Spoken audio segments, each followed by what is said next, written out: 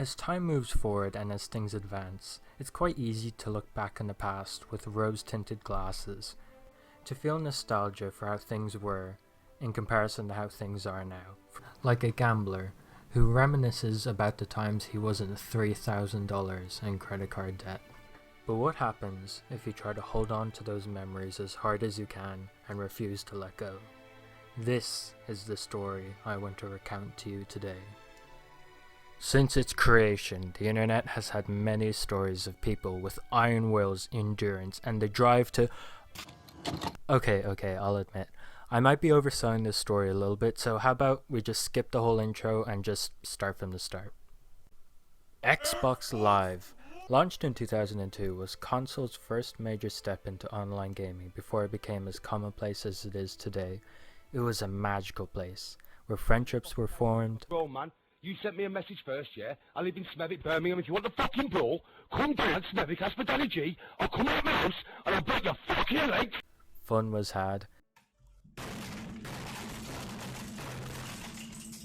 and where you could bear witness to the most unhinged members of our society in their natural habitat. While still going strong today, well, I mean, depending on who you ask, the only thing that remains of the original version of Xbox Live are just faint memories, just a collection of dust and echoes. Get it? Cause yeah, you get it. You know, I'm just gonna cut this out. This is due to the shutting down of the original Xbox Live servers on the 15th of April 2010. However, that's the quote-unquote official story the media wants you to believe. As, despite the deadline, a group of absolute chads, later dubbed as the Noble 14, tried to keep the servers active and keep those memories alive. This is how a piece of internet history was made. Our story begins in the year 2010. Obama was still president, and Rage Comics were, for some reason, seen as the peak of comedy on the internet. Microsoft and Bungie are preparing for the release of Halo Reach for the Xbox 360, making it the third game released for the console, alongside Smooth Jazz Simulator 2009 and Peak Fiction itself.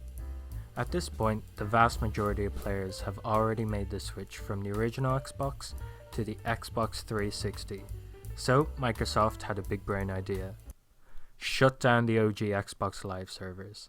Now, to be fair, this did make sense, because the cost of keeping the servers running would outweigh the sales being made. This is due to the console being more dead than the career of a Minecraft YouTuber who gets called Groom. And the majority of gamers had made this switch, therefore making it unprofitable. However, this would make all online functionality for the console unusable, thereby destroying Xbox's past.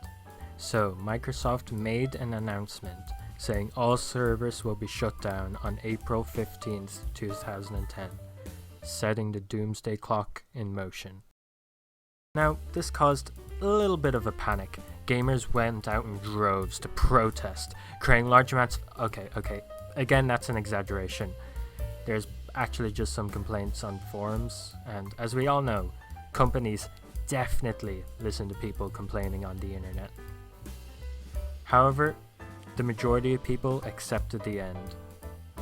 And as that faithful day approached, gamers took their weird, bulky controllers and logged on to Halo 2 for the final time, to witness the end of an era. However, as the timer struck 0, nothing had changed. You see, Microsoft had done a bit of tomfoolery and changed the rules. Players could stay on the servers, as long as they logged in before the shutdown time. However, after you leave, you just couldn't get back in. This was done to just let people finish their current matches before logging off, which left one last objective for the players: survive. The day after, the player count began to drop hard due to people finishing their games and merely logging off. However, some decided to stay on. How, you may ask? Well, they just didn't turn off their consoles and just kept them running for days and days. One eternity later. And days. Unsurprisingly, this caused issues with their consoles, for example overheating it. Those things were probably so overheated you could cook your dinner on them. But even then, the players had dropped even further, leaving only 14 players remaining, later dubbed as the Noble 14 by the internet. This was done in parallel to the protagonist of Halo Reach, and I'm sure his story had a happy ending. Oh. As the time ran on, the players were gifted one of the most coveted prizes by Microsoft themselves for their dedication. Bruh. Extended Xbox Live memberships. However, as the old adage states, all good things must come to an end, and slowly their numbers dwindled due to, blackouts, their games crashing, and the need to touch grass once in a while. Near the end, only 3 players remained: Lord Odysseus 11, Agent Windex, and Apache N4 Seer. God, you can tell this happened in 2010. However, by May 10th, all but Apache were gone, and he was left just all alone, left to ponder. What was the point of keeping an online service dedicated to social interaction alive if it was only him there to experience it alone? And the next day, he fell too. No matter what happened, no matter how determined they felt, it was a foregone conclusion, and the loss of Xbox Live was inevitable. A fate similar to that of their namesake. In the end, that's it. That's the story of how Xbox Live died. Well, I mean, technically not really though, because Xbox Live still exists today, but I mean like the old version, like the ones the boomers like. So I'm not really sure how to end this. I didn't really write an ending in my script, so I'm just gonna this is probably gonna be like during the title card.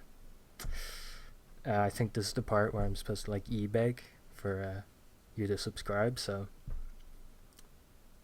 I hope you do that. Well, I mean, if you wanna.